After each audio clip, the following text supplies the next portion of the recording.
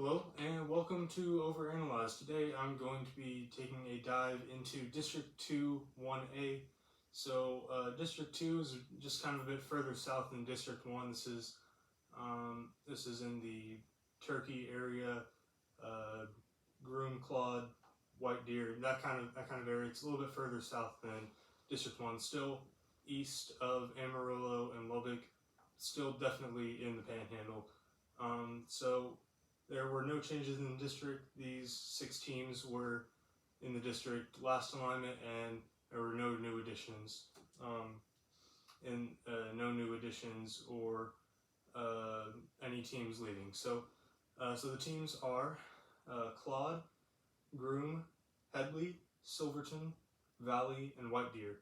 So that's 6 teams, but I'm only going to be covering five of them. So going into the first team, so Valley High School in Turkey, Texas.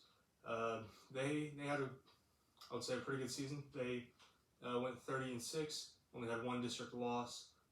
They made it to the regional finals before being knocked off by Sands, who ended up being the state championship, being the state champions. So I would say not a bad loss. I mean, we'll get to Sands later in 5 or 6 days, but I can just say now they are really good. So their only losses were to teams of that caliber and to also larger schools. So just gotta say they will be back, and I know that because they've got like 2 seniors on a roster of 14 people, and so they are bringing back almost everybody on a team that almost went to state. I think they could even go to state. It would be kind of a dark horse to go to state, but I really do think that is not something that is way out of the picture. I think that is something that could happen. Alright, so next team is Claude. So Claude had a pretty good season as well. They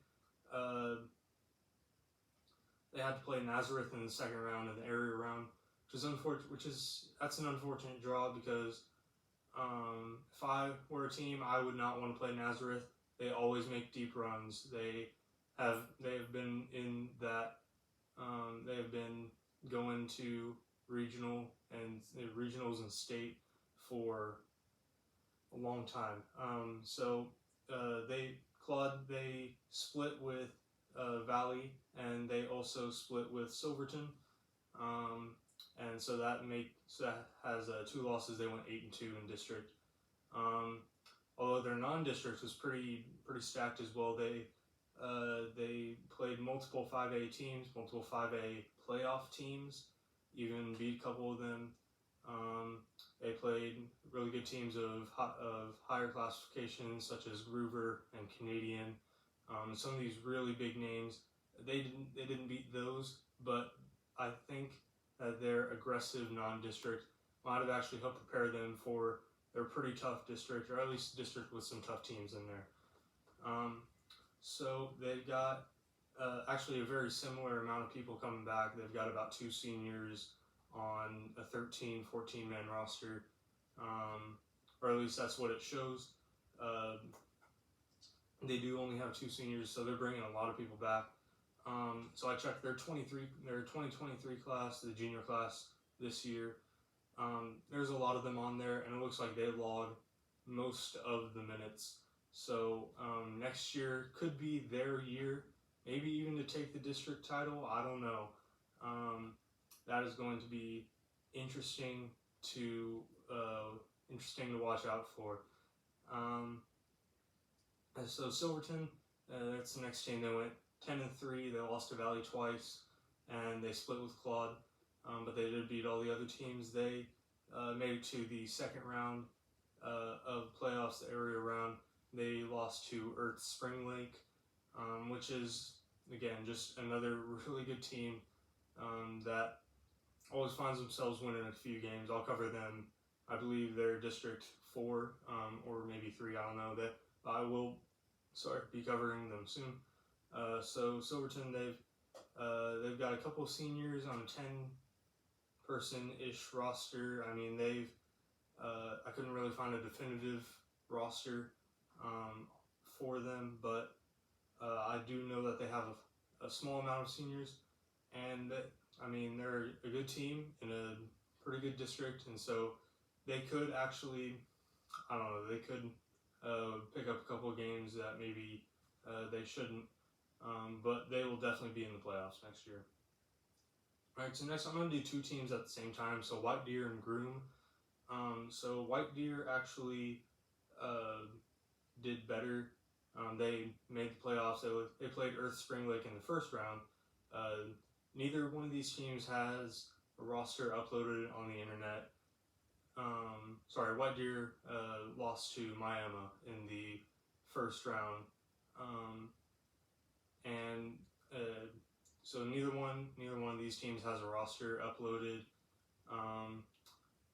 Groom, though, it did say that they went 2-6 in district, but they were missing the 2 games against White Deer, so those 2 games were not accounted for in the max prep schedule. So I don't know. They could make playoffs next year. Groom could. I don't know. I think that could be an interesting 4th place battle to look out for. All right. So that's really kind of the teams that I think could make playoffs this year. So let's get into the final standings, my predictions. Again, I'll put this on Twitter.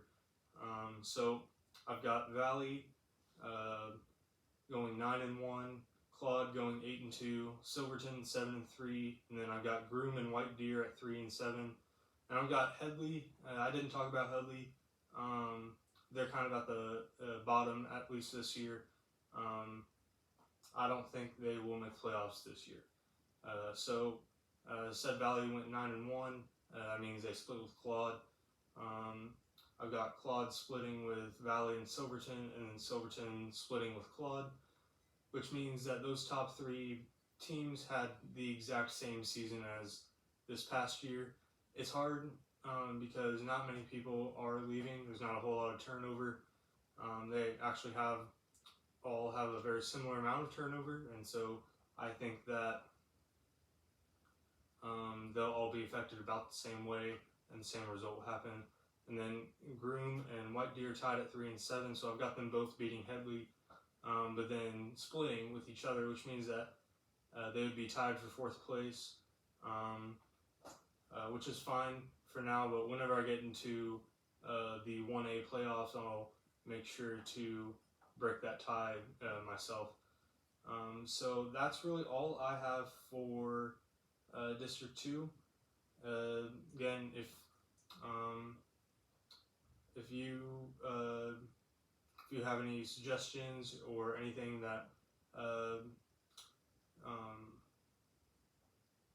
you would like me to do differently, if you have any suggestions, go ahead and just tell me. I'm trying to put out the best stuff, really just for people to see. So, alright, thank you for watching. Tomorrow I will cover District 3, 1A, and alright, let's get it.